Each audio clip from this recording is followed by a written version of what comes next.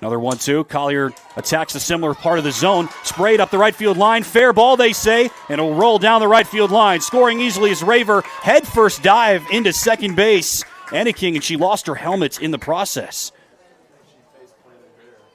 The throw never even went to second.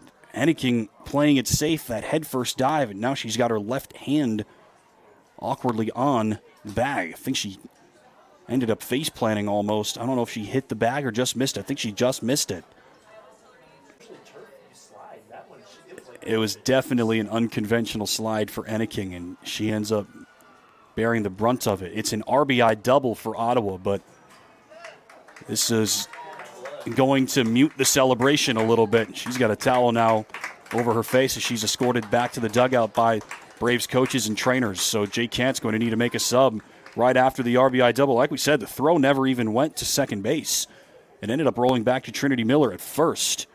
And it will be Dev Medina, sophomore from Arizona, coming in to run. Collier's pitch in on the hands this time, and Fabian cuts through it. Good adjustment. So she goes outside on the first pitch, missed her spot, and then moved inside and got a swing through. And this would really energize Kansas Wesleyan if they're able to get out of this. That's blasted up the left field line by Fabian, hooking. Fair ball. It goes just fair up the line. 2 runs are in. Fabian will trot into second base. So much for the Coyotes getting out of this. Instead, it's a 2-run double for Sierra Fabian, and the Braves lead it 3-0 in the first. Well, for Collier, you just have to keep plugging away here in this first inning. 3 runs are already in. You got Reagan Hammonds dancing on third base. That's how well this first inning is gone. They're still within reach here, obviously, in the first inning, but you need to get Kennedy out and live to see another day. 1-2. That's what she does.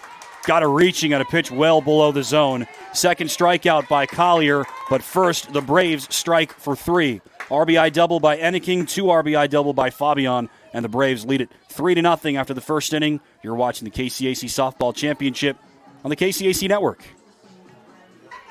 Here's the pitch. That's outside the zone. Really good spot from Collier, seeing that Hammonds went after it. Wasn't able to make contact earlier in this AB, so Collier going a little bit further outside than the previous pitch was, tried to get a chase, but Hammonds didn't bite.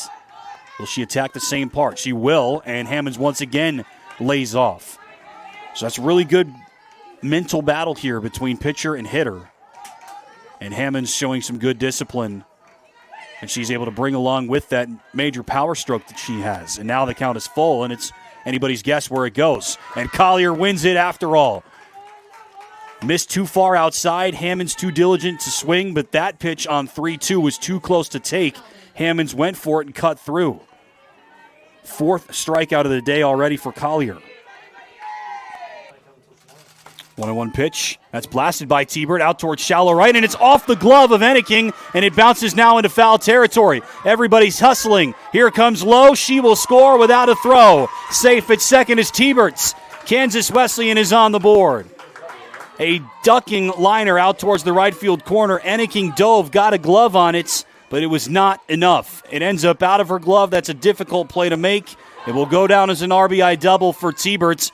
And that gets Kansas Wesleyan on the board here in the postseason. The 9-hole hitter T-Bird comes through. Mercer 1 strike away. Kansas Wesleyan has already pushed 1 against her here in this inning. She's trying to limit the damage. Swing and a miss. Got her swinging. 4th strikeout of the day for Mercer. And she strands the tying run at the dish. Kansas Wesleyan finally breaks the shutout thanks to the RBI double by 9-hole hitter Annie T-Birds. 2-2 on the Braves center fielder. Left fielder Peterson stands on second. The pitch, swing and a miss on a pitch outside the zone. 8 strikeouts for Caitlin Collier. She has done her part, but now she needs her offense to pick her up. Kansas Wesleyan needs 3 to tie, 4 to take the lead. Last call for the Coyotes as we move to the 7th on the KCAC Network.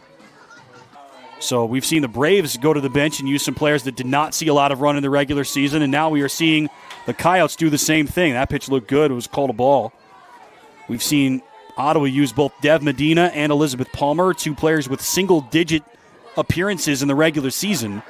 And as we said, Agredano exclusively a pinch hitter. 1 of 4 in 4 appearances this year. Swing and a miss. Disappearing ball. She's 1 of 4. Her one hit was a single.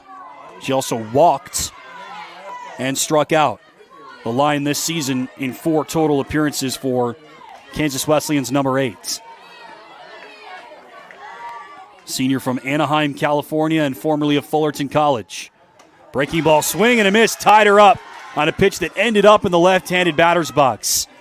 An unproductive pinch hit for Kansas Wesleyan, and the Coyotes are now down to their final out.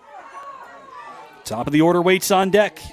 A lot of good contact hitters looming for Kansas Wesleyan. Players like Fordham and Summers. Fordham's their number 1 hitter in terms of average this year. She's in the hole right now. And Tebert, the tying run. 2-1. Grounder over towards first. Spencer makes the snag and steps on the bag. That does it. A complete game victory in the postseason for Ashlyn Mercer. She was rock solid as usual for Ottawa, and the Braves advance to the second round. Number 2 seed Ottawa defeats number 7 Kansas Wesleyan. Your final, Ottawa 4, Kansas Wesleyan 1.